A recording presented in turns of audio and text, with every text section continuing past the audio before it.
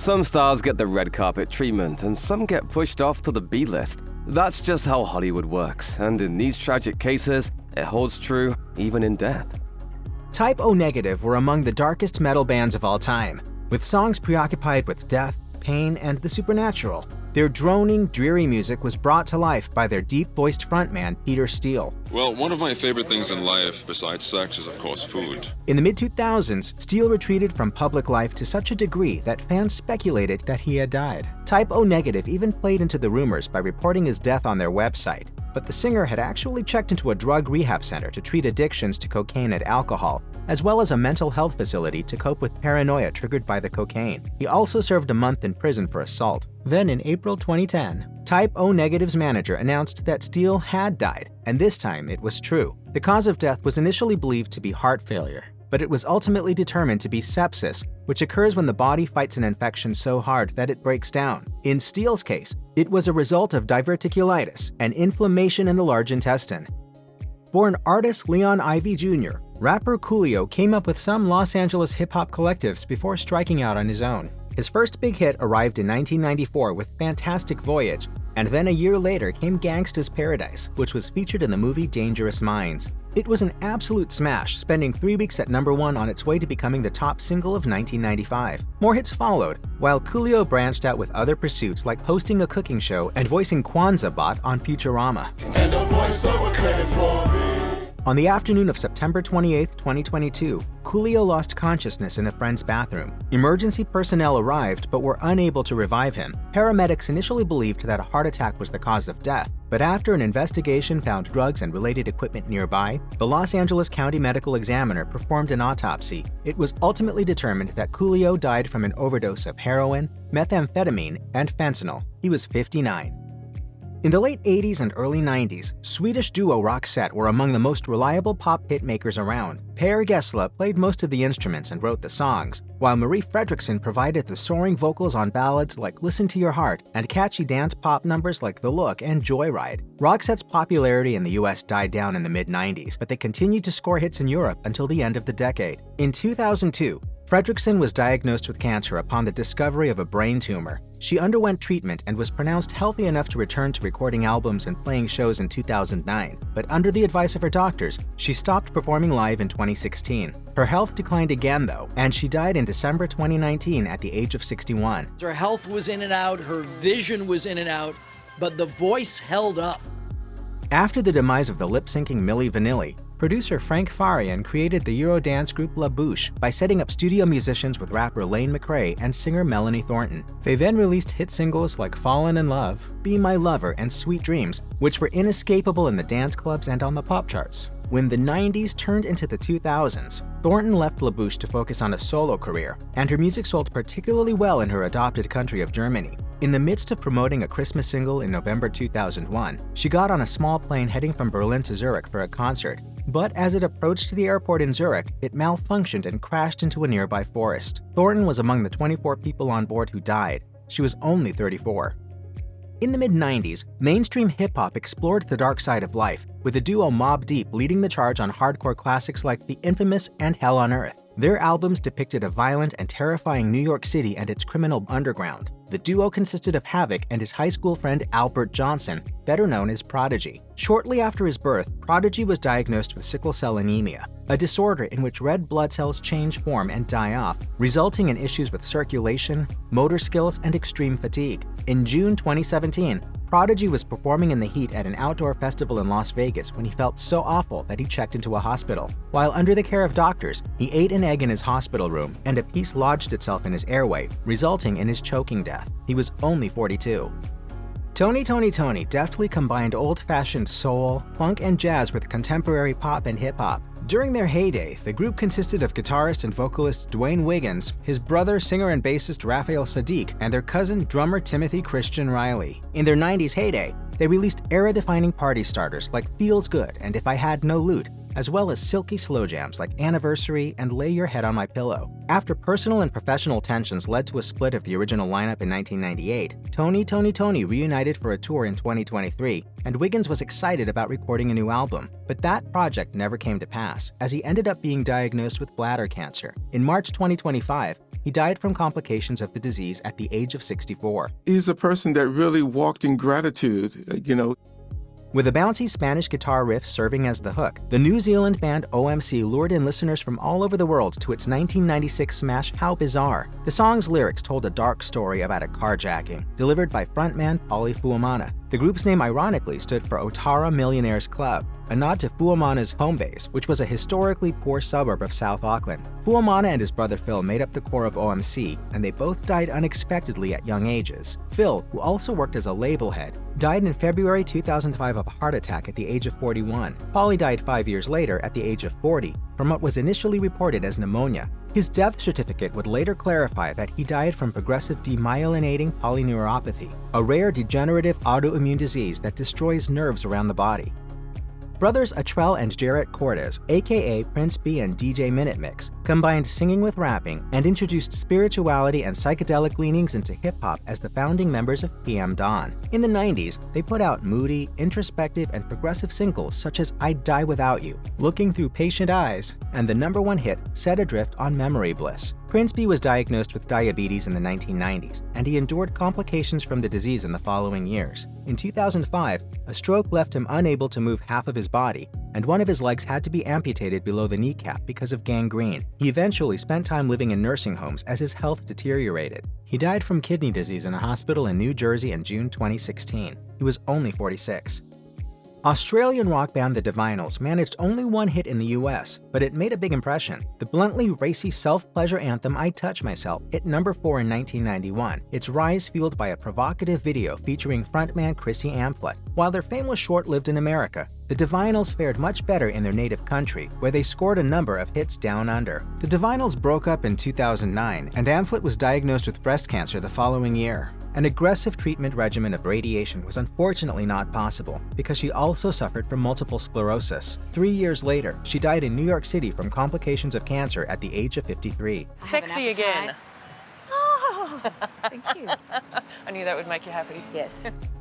In the early 90s, Firehouse was among the last of the hair metal bands to hit it big. Vocalist CJ Snare co-wrote and sang on slow dance favorites like When I Look Into Your Eyes and Love of a Lifetime, as well as louder, more rocking tunes like Don't Treat Me Bad. In October 2023, Snare announced on his Instagram that he'd undergone surgery on his abdomen, while also declaring, "Time to recover and get back to the stage." Then in February 2024, Snare revealed that he was recuperating and that he planned to perform with Firehouse again later that year. But then on April 5th of that same year, he died at his home at the age of 64 from cardiac arrest. His bandmates remembered him by writing on Facebook, "We are all in complete shock with CJ's untimely passing. CJ was arguably one of the best vocal talents of a generation. Our heartfelt condolences go out to the entire Snare family and all our beloved fans all over the world."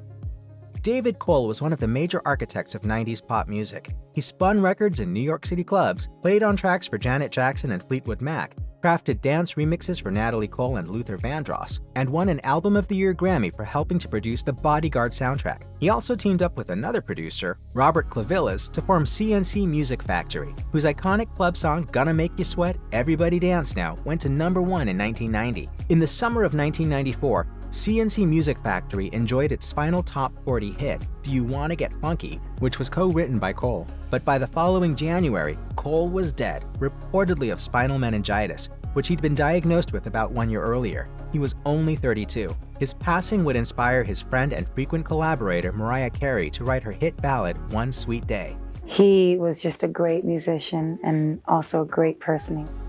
In the early 90s, rock music was dominated by grunge. One of the genre's early success stories was Screaming Trees, who were fronted by Mark Lanegan. His gravelly vocals were all over alternative rock radio of the era. In addition to Screaming Trees, he also put out a collection of solo records. After the band broke up in 2000, he lent his skills to another hard rock group on the verge of its own success, Queens of the Stone Age. Lanegan continued recording and touring into the 21st century, but then a bout with COVID-19 in 2021 resulted in him losing the ability to hear and walk. He was hospitalized for several months and placed in a medically induced coma, though he recovered enough that he wrote about the experience for a memoir entitled Devil in a Coma. Unfortunately, he wouldn't be around for much longer, as he died in February 2022 at the age of 57. A statement posted to his Twitter account read, "Our beloved friend Mark Lanigan passed away this morning at his home in Killarney, Ireland. A beloved singer, songwriter, author, and musician, he was 57 and is survived by his wife Shelley." Guitarist and songwriter Doug Hopkins formed the Gin Blossoms in the mid-1980s, recruiting his friend Bill Lean to play bass and his skateboarding pal Robin Wilson to sing. They then went on to dominate the fertile music scene of Tempe, Arizona. Signed by A&M Records in 1990, the band soon got to work making a full-length album. Hopkins' lyrics reflected his symptoms of depression, as well as his increasingly worsening alcohol addiction, which made him an unreliable collaborator. Following the completion of the band's first major album, 1992's New Miserable Experience, the Gin Blossoms fired Hopkins at the behest of their label, even as the songs he wrote went on to become major rock hits. It's really hard to watch someone you care about so much going so fast downhill. Privately, Hopkins told friends that Gin Blossoms was exploiting him financially while he grew increasingly depressed over their success from his work. Then, in December 1993, he took his own life at his home. He was only 32. Joe Flaherty was a founding member of the famed comedy troupe Second City in Toronto, which gave birth to the careers of Catherine O'Hara, John Candy, and comedy legend Martin Short. Short would later write of his Second City cast member on the comedy website 800 Pound Gorilla. He was a mentor, a director, and an inspiring improviser who gave us many of the tools we are still using in the careers he helped us kickstart, and he made us all laugh. Flaherty went on to write and star in the 1970s Canadian sketch comedy show SCTV. Over the show's 8-year run, Flaherty won 2 Emmys for his writing. He later appeared on Married with Children, that 70s show, and The King of Queens. He charmed audiences with a memorable cameo in the 1989 futuristic science fiction film Back to the Future 2. But perhaps Flaherty will be remembered most for his role as Harold Weir, father of teens in the short-lived but fan-favorite 1999 sitcom Freaks and Geeks. The hell are you supposed to be? A guy with a knife through his head. Oh, well, mission accomplished. After a long retirement and a brief illness, Flaherty died at the age of 82.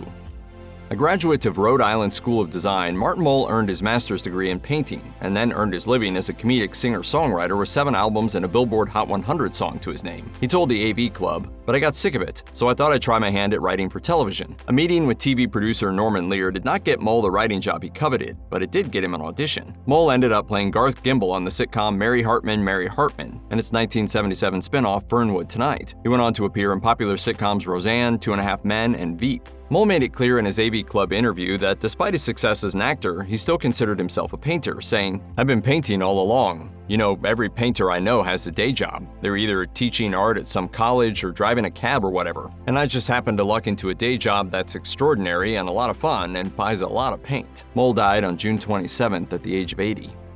Known for playing accountant Big Keith Bishop on the British version of The Office, Ewan McIntosh told The Independent that he didn't have a character when the show started. He was hired as a permanent extra to fill a desk at the fictional headquarters at Wernham Hogg Paper Company, and his character developed as the show went on. You've left this section completely blank, Keith. You haven't done the Q&A. I thought that you filled that in.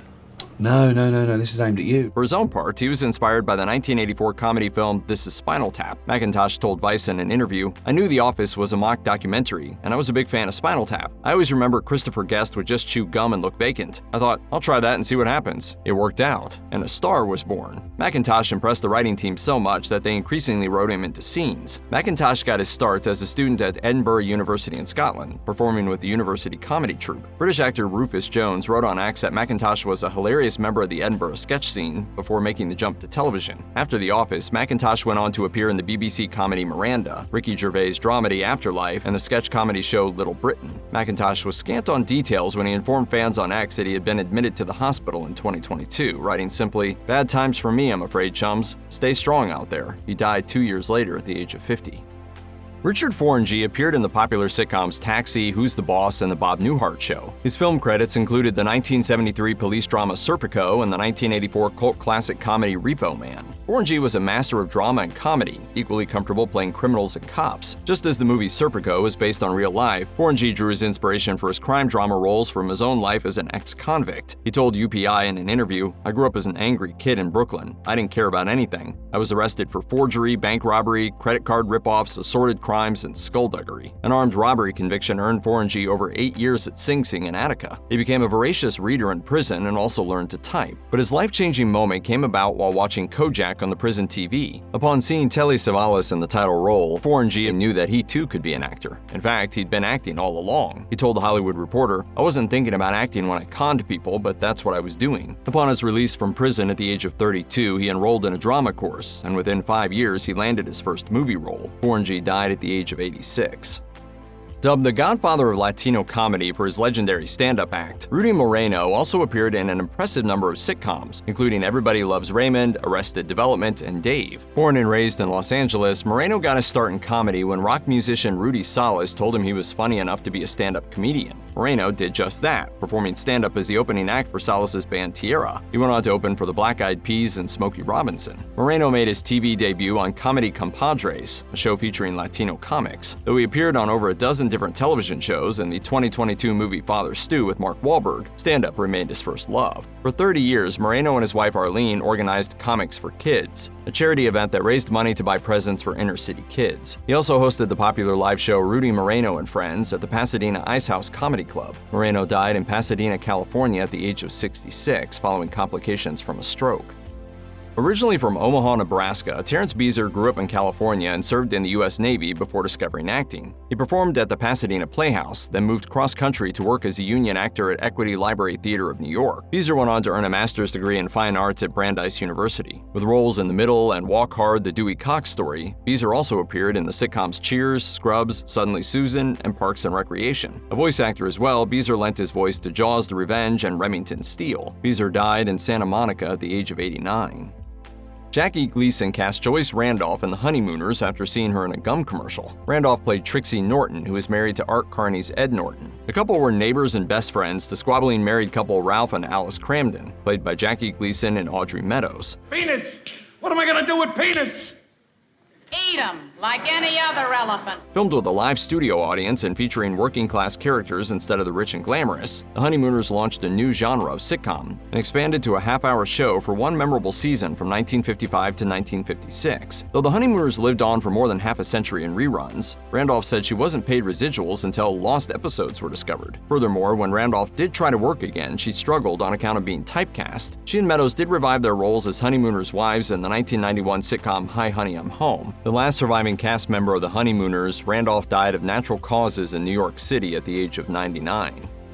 Born in the Bronx, it's fitting that Hiram Kasdan made a name for himself in a recurring role on Seinfeld. Kasdan played Michael, co-worker to Elaine, played by Julia Louis-Dreyfus. Kasdan and Jerry Seinfeld were friends, having met at the comic strip in New York City in the 1970s. A fixture on the New York comedy club scene, Kasdan performed at a club called the Big Apple one night in 1981 and met his future wife and actress Diana Keziel, who was waiting tables at the club. As their comedian friends started heading to the West Coast, Kasdan and Keziel made the move themselves in 1987. Kasdan went on to appear in Curb Your Enthusiasm, Everybody Loves Raymond, Mad About You, Fresh Prince of Bel-Air, and Saved by the Bell. He also performed on stage, and one of his favorite roles was as Joey Bishop in the Las Vegas show The Rat Pack is Back. Kasdan and Keziel retired to Batavia, New York, after spending 25 years in Hollywood. Kasdan had Crohn's disease for much of his life and was later diagnosed with prostate cancer. He stopped performing in 2017 as his health declined, but he still entertained friends in person. When he became too ill to travel, Kasdan held long, laughter-filled meetings with friends on both coasts via Zoom. He died at the age of 71.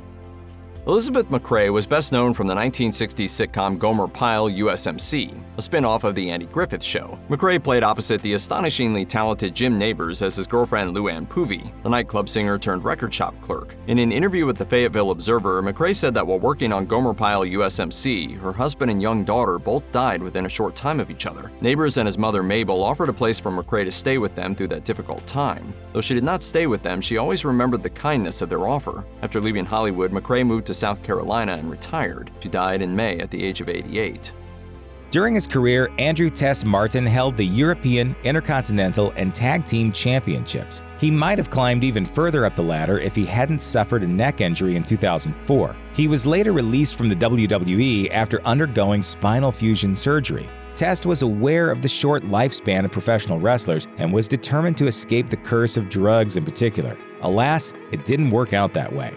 In 2009, he was found in his Florida condo, dead at the age of 33 of an accidental overdose of painkillers. It's either you sit in your room and go crazy, or you go out and party. I mean, that's basically how it is.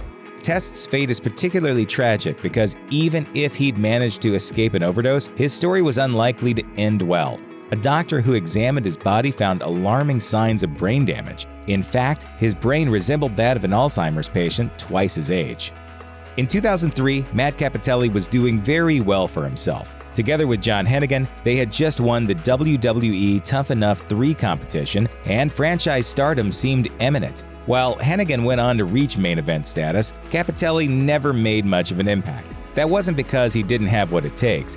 He just fought his battles on a far more serious stage than the wrestling ring. In 2005, Cappotelli was diagnosed with a brain tumor, which ended his career before he could reach the highest levels. The tumor was successfully removed, but that was only a temporary respite. Despite yearly screenings, he started having headaches and seizures in 2017, and a surgery failed to remove a new malignant tumor. After consulting his neuro-oncologist, he decided to cease medical interventions. He died in 2018, exactly 1 year after the surgery. He was only 38 years old. If the lifestyle of a professional wrestler can be difficult for the average superstar, imagine what it must have been like for Nelson Frazier Jr.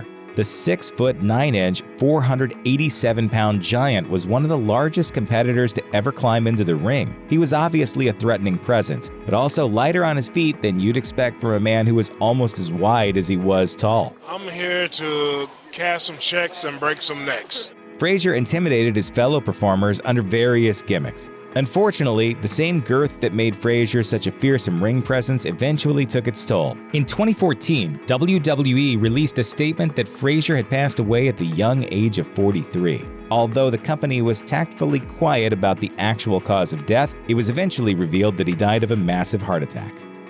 Nicole Bass wasn't your typical wrestling diva. She was a muscular lady who towered over the competition and mostly played a bodyguard-type character instead of an active wrestler. Her start in the business was equally unorthodox. She was a successful bodybuilder whose large frame and deep voice led to a gig on Howard Stern's radio show, which she in turn negotiated into a budding wrestling career and another career as an adult film actress. Bass didn't have the longest tenure in wrestling, as she was released just a few months after she was signed. She then sued WWF for no less than $120 million, claiming she had been wrongfully terminated, that another performer had sexually assaulted her, and that the company was a discriminatory workplace that paid women less than men. A jury ruled against her. Bass died in 2017 at the age of 52, though the cause is somewhat uncertain. The Independent reported that she suffered a stroke, but according to Bass's girlfriend, she suddenly got very sick, so she was taken to the hospital, but nothing could be done.